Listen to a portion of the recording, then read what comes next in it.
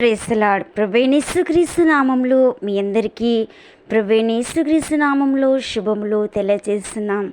అందరూ బాగున్నారా? దేవుని స్తుతిస్తున్నారా? దేవుని ఆరాధిస్తున్నారా? దేవుని మహిమపరుస్తున్నారా? దేవునికి ప్రార్థన చేస్తున్నారా?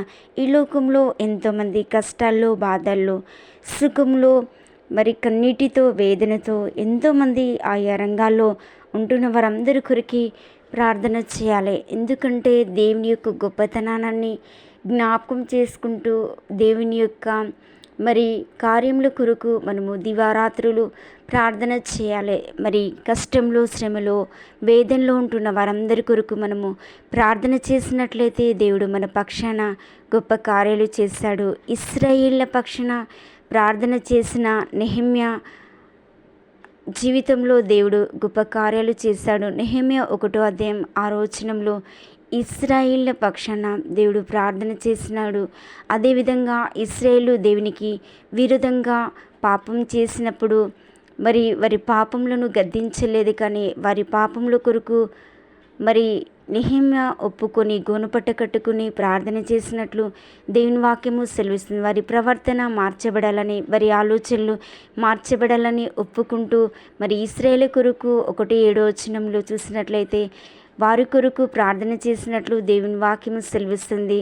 ఇశ్రాయేలు వాక్యానుసారంగా జీవించాలని, వాక్యానుసారంగా ఉండాలని కూడా ప్రార్థన చేశాను. ఎందుకంటే ఇశ్రాయేలు ప్రజలు వాక్యానుసరమైన జీవితం లేదని గ్రహించి ప్రార్థన చేశాడు. ఈ లోకంలో మరి భక్తి కలిగి ఉంటారు, కానీ భక్తిని, దేవుని యొక్క శక్తిని గ్రహించని వారిగా కనబడుతూ ఉంటారు. ఎందుకంటే దేవుని శక్తి గొప్పది, దేవుని ఆత్మ గొప్పది, దేవుని ఆత్మ ఉన్నతమైనది. కాబట్టి ఉన్నతమైన తలంపులు కలిగి ఉండాలి.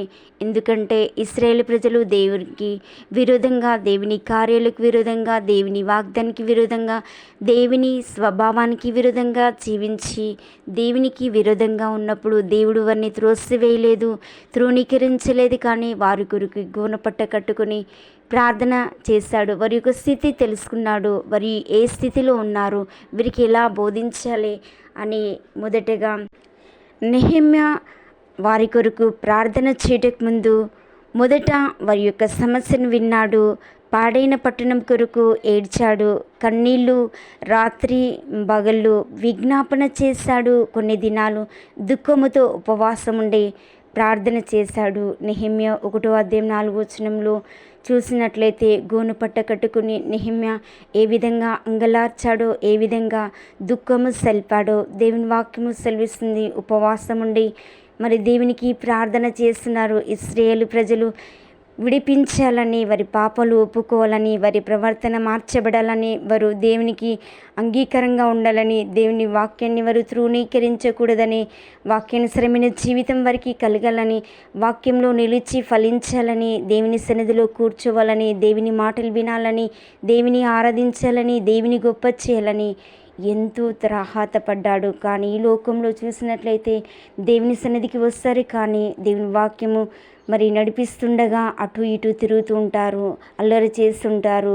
వాక్యంలో మరి నిలిచి ఉండే విధానం కంటే వారు అల్లరి చేసే విధానమే ఎక్కువగా మనకి కనబడుతూ ఉంటుంది. టీవీ మరి సెల్లులో మరి పాటలు పెడతారు. అల్లరితో కూడిన ఆటపాటల్లో వారు కాలక్షేపము జరుపుతూ ఉంటారు. ఇలాంటి వారి కొరకు నెహెమ్యా ఎంతో మరి భక్తితో ప్రార్థన చేసినట్లు దేవుని వాక్యము సెలవిస్తుంది. యవనస్తులు భయంకరమైన స్థితిలో, అంధకార స్థితిలో ఉంటున్నారు. ఎందుకంటే లోకమంతా మరి వారి యొక్క సెల్లులోనే మరి చూస్తూ మరి కాలక్షేపం చేస్తున్నారు. దేవుని సన్నిధి లేక, దేవుని ఆత్మ లేక, దేవుని నడిపింపు లేక, వాక్యం బరిలో లేక విచ్చలవిడి జీవితం.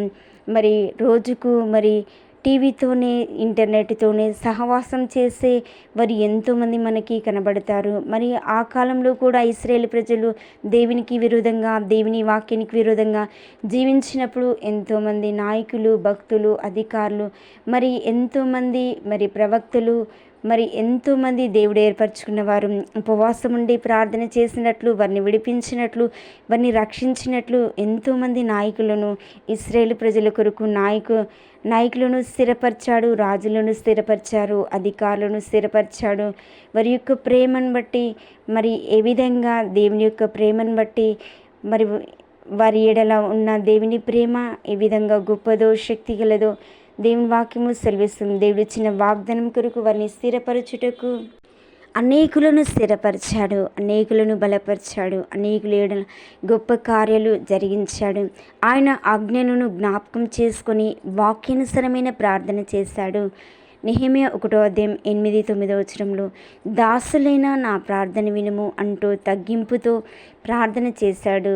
1:11 ఒకటో అధ్యాయం అంతా భయభక్తులతో కూడిన ప్రార్థన, దేవుని దయ కొరకు ప్రార్థన, దేవుని అనుగ్రహం కొరకు ప్రార్థన, దేవుని యొక్క కార్యాల కొరకు, దేవుని యొక్క మరి నామని జ్ఞాపకం చేసుకొని వాక్యానుసరమైన జీవితం కొరకు ఏ విధంగా నెహెమ్యా ప్రార్థన చేశాడో, విజ్ఞాపన చేశాడో, మరి తను అడిగింది పొందుకున్నాడు. మరి ఆ గోడలు కట్టుటకు, ఆ పాడైపోయిన పట్టణాన్ని మరలా బాగు చేయుటకు, పాడైపోయిన ఆ పట్టణ పునాదులను కట్టుటకు నెహెమ్యా ఏ విధంగా ప్రార్థన చేశాడో, మరి ఆ పాడైన పట్టణం మరలా కట్టబడి అంతవరకు గోనపట్ట కట్టుకొని ఏ విధంగా ఉపవాసం ఉండి మరి కట్టడుటకు ఏ విధంగా పూనుకున్నాడో, ఏ విధంగా అది సాధించాడో. ఎంతోమంది శత్రువులు ఆటంకాలు కలిగిన మరి తన కట్టడలు ఆపలేదు, తన యొక్క పని ఆపలేదు, తన పని ముగించలేదు, కానీ తనను కొనసాగిస్తూనే ఏ విధంగా మరి ఉపవాసముతో దీక్షతో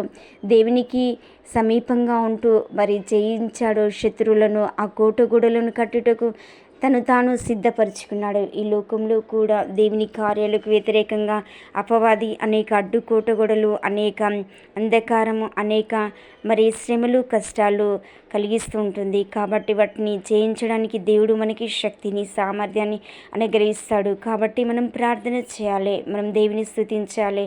పాడైన పట్టణాన్ని ఏ విధంగా నెహెమ్యా కట్టాడో మనము ఇతర జీవితాలు కట్టకపోయినా మన జీవితాన్ని మనము కట్టుకోవాలి, మన కుటుంబాన్ని కట్టుకోవాలి, మన సమాజాన్ని కట్టుకోవాలి, మన దేశాన్ని, రాష్ట్రాన్ని కట్టుకోవాలి. ఎందుకంటే దేశం పాడైపోతుంటే మనం చూస్తూ ఉండలేము. కాబట్టి మనము కుటుంబాల కొరకు, సంఘాల కొరకు, సమాజం కొరకు ప్రార్థన చేసినట్లయితే దేవుడు గొప్ప కార్యాలు చేస్తాడు. అందరి తలలు వంచినట్లయితే ప్రార్థన చేసుకున్నాం. సకల ఆశీర్వాదములకు కారణభూతుడైన తండ్రి, పాడైన పట్టణాన్ని బాగు చేసిన దేవుడు తండ్రి, ఎంతమంది పాడైన పునాదులుగా ఉంటున్నారో తండ్రి, పునాదులు పాడైపోయిన పిదప నీతిమంతులు ఏమి చేయగలరని నీ వాక్యము సెలవిస్తుండగా ఎంతమంది పునాదులు పాడైపోయినాయో ప్రభా, ఎంతమంది నాశనానికి గురి కాబోతున్నారు, శ్రమలకు గురి కాబోతున్నారు, వారందరినీ విడిపించండి నైనా. నిన్నవే పట్టణాన్ని విడిపించిన దేవుడు, నిన్నవే పట్టణాన్ని రక్షించిన దేవుడు ప్రభా, నీకు వందనాలు. నెహెమ్యా కాలంలో తండ్రి పాడైన పురవాసులందరినీ కాపాడిన దేవుడు, పాడైన పట్టణాన్ని కాపాడిన దేవుడు, రక్షించిన దేవుడు, విడిపించిన దేవుడు, విడుదలనిచ్చిన దేవుడు, పరిశుద్ధాత్మ తండ్రి నీకు వందనాలు చెల్లిస్తున్నాం.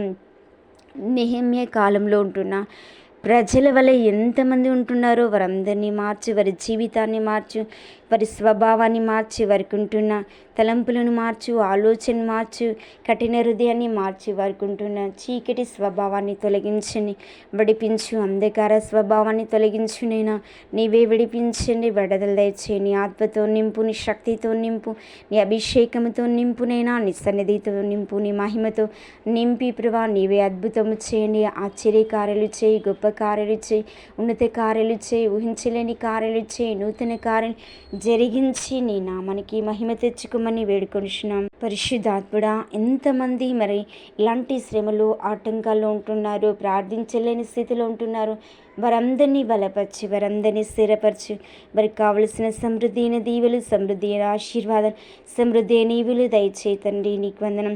నీ కృపతో వారిని నింపు, నీ ఆత్మతో నింపు, నీ అగ్నితో నింపు, నీ అభిషేకముతో నింపు, నీ సన్నిధితో నింపు, నీ మహిమతో నింపు, నీ వెలుగుతో నింపు. నేను చూస్తున్న వారందరూ దీవించబడును గాక, ఆశీర్వదించబడును గాక. నెహెమ్యా కాలంలో ఉంటున్న ప్రజల వలె ఉంటే వారిని మార్చు, వారి స్థితిని మార్చు, వారి ప్రవర్తన మార్చు. యేసయ్యా నీకు వందనాలు చెల్లిస్తున్నాం. వారి కుటుంబాలను మార్చు నైనా, సంఘాలను మార్చు, సమాజాన్ని మార్చు, దేశాన్ని మార్చు, రాష్ట్రాన్ని మార్చు, జిల్లాని మార్చు, అధికారులందరికీ రక్షణ దయచేయి. నీ కృపలో వారందరినీ స్థిరపరచు, నీ ఆత్మలో స్థిరపరచు, నీ అభిషేకాన్ని కుమ్మరించి ఇది మొదలుకొని దీవించునైనా, ఇది మొదలుకొని ఆశీర్వదించని, ఇది మొదలుకొని నీ కృపలో కొనసాగుటకు నీ శక్తిని కుమ్మరించు, నీ ఆత్మని కుమ్మరించు, నీ అభిషేకాన్ని కుమ్మరించి ఇది మొదలుకొని దీవించి ఆశీర్వదించమని యేసు